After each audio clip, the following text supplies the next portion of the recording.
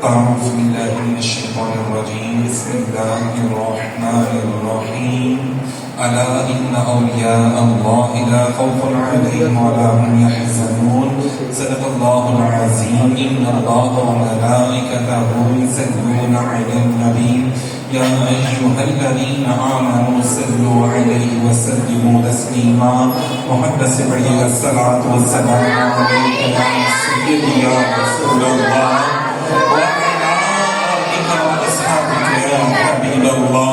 الصلاة والسلام عليك يا سيدي يا رحمة للعالمين وعلى آلك وأصحابك يا خاتم النبيين يا شفيع المسلمين يا راحة العاشقين يا جد حسن والحسين.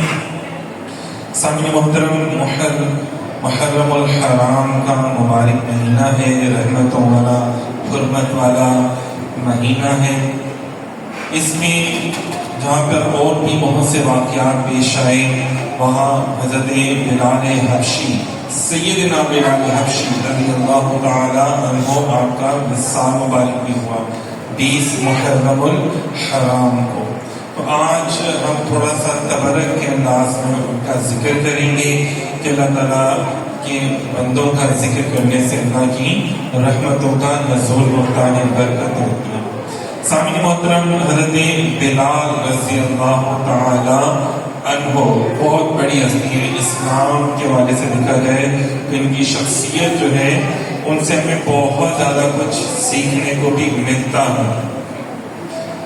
آپ کی شروعات کیسے ہوئی؟ حضرت بلال رضی اللہ تعالی عنہ جو تھے حبشی مطلب قبیلے سے تعلق رکھتے تھے. کالے سیاہ رنگ تھا ان کا، پتلے سے تھے، لمبے سے قد کے. اندازہ کریں کہ پہلے ایک شخص تھا، اس کے غلام تھے. جب آپ نے اسلام قبول کر لیا تو اس نے آپ کو امیہ بن خلف کے سامنے بیچ دیا، مطلب فری میں دے دیا. یار یہ میرے کسی کام کا نہیں آتا، تم اس کو اپنے پاس رکھو. تو امیہ بن خلف جو تھا، جب اس کو پتا چلا کہ یہ حضرت بلال رضی اللہ تعالیٰ عنہ اسلام لے آئے ہیں.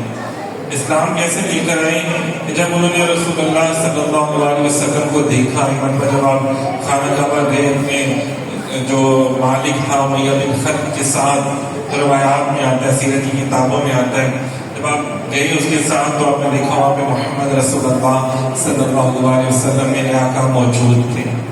تو سب لوگ جو تھے وہ تو منوز باللہ معاذ اللہ حضور کو برا بھلا کہہ رہے تھے، نبوت کا انکار کر رہے تھے، حضور علیہ السلام کی نبوت کا انکار کر رہے تھے. سامعین مطلب ذرا غور سے سنیں کون انکار کر رہا تھا؟ ابو جہل. اور اس وقت چونکہ ابو سفیان بھی مسلمان نہیں تھے تو اسلام کے دشمن تھے اس وقت، اور ابو لہب اور اس طرح کے لوگ جو تھے امیہ بن خلف. تو معلوم ہوا جو نبی کی مخالفت کرتا ہے اس کا شمار کنوں میں لوگوں میں ہوتا ہے؟ کفار میں ہوتا ہے ان کا شمار، ایسے لوگوں میں ہوتا ہے. بہرحال جب انہوں نے حضور صلی اللہ علیہ وسلم کو دیکھا تو حضور کے اوپر ایمان لے آئے اور حضور کا کلمہ پڑھ لیا. آپ اپنے آقا کے پاس تھے، امیہ بن خلف کے پاس. تو جب آپ آئے ایک دن صبح اس کے پاس اٹھ کے تو دیکھا کہ ایک بندہ ہے، اس کو رسیوں سے باندھا ہوا ہے اور اس کے اوپر بڑا ظلم و ستم ہو رہا ہے. جب قریب جا کے دیکھا تو حضرت عمار بن یاسر رضی اللہ تعالیٰ عنہ تھے. حضرت عمار بن یاسر رضی اللہ تعالیٰ عنہ وہ ہستی ہے کہ جن کی والدہ وہ سب سے پہلے جو اسلام میں شہید کیا گیا نا، اسلام لانے کی وجہ سے شہید کیا گیا. مسلمان کیوں بنی؟ آپ نے کلمہ کیوں پڑھا ہے؟ ایک اللہ کی عبادت کیوں کر رہے ہیں؟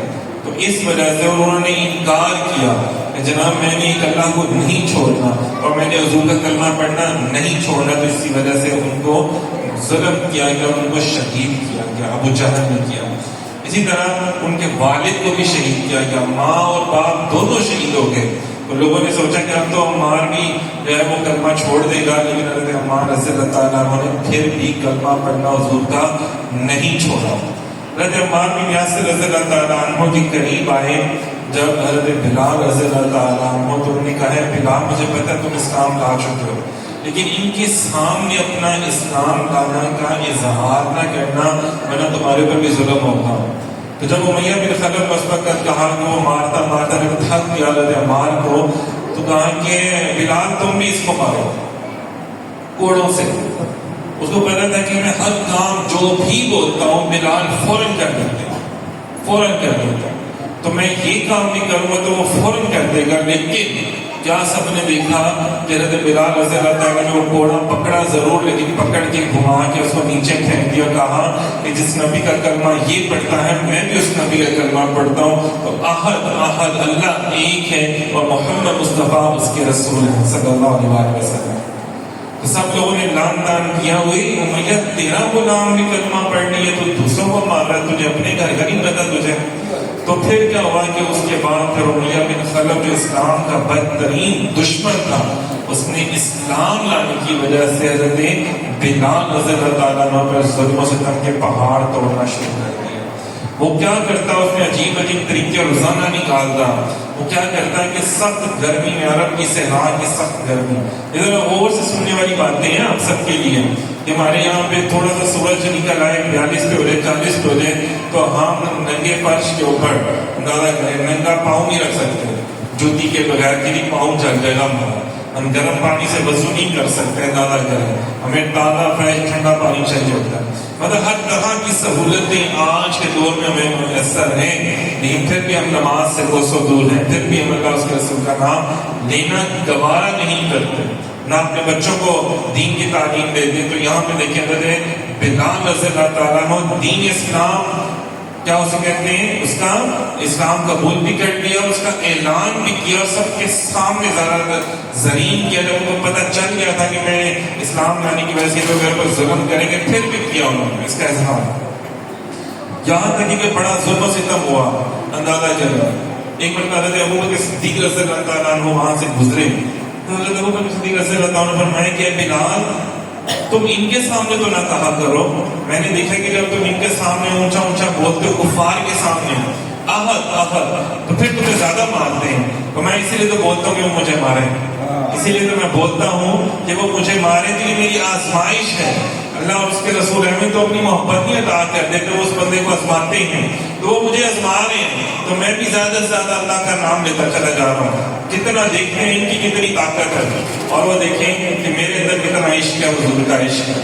احد احد کہ اللہ ایک ہے.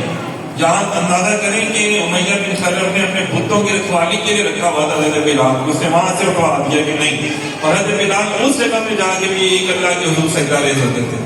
بتوں کے آگے کبھی بھی انہوں نے سجدہ نہیں کیا. انہوں نے بہرحال جب نبی پاک صلی اللہ علیہ وسلم کے بعد یہ آپ کے علم میں آئی تو حضور صلی اللہ علیہ وسلم کا پتہ چلا کہ میرا عاشق ہے اور بلال ہے اور اس کے اوپر بڑا ظلم ہو رہا ہے اور آپ نے بھی دیکھا.